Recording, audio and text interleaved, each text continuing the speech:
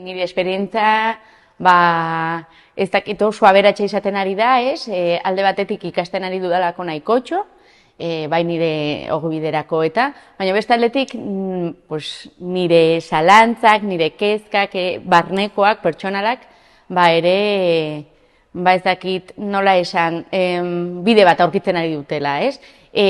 Gauza asko banekizkien, hori ezin dut esan, baina badakizu, baina ez haude ziur, ez? Eta hemen egonkortu egin dira, modu batean esan da, ze partekatu ditugu gauza asko, eta orduan, alde horretatik, eramaten dudana da, esperientzia hon bat, ikasketa sakona, eta lagunak edo, norbaitekin partekatu gure emakumeen esperientzia propioak ere.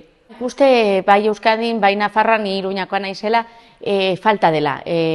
Bai helduentzat, bai gazteentzat ere, eta horregatik animatu nintzen honetara, ez? Esaten nuen, gainera emakumeen inguruan, ikusmira horretatik hasita, esan nuen, bai, benetan ikuste dut, oraindik gaur egun naiz eta asko hitz egin sexualitatearen inguruan, asko falta zaigula guztioi ikasteko, eta orduan, alde horretatik, bai, nik uste falta dela, eta ateratzen baldin badira gehiago, hemen ibiliko naiz.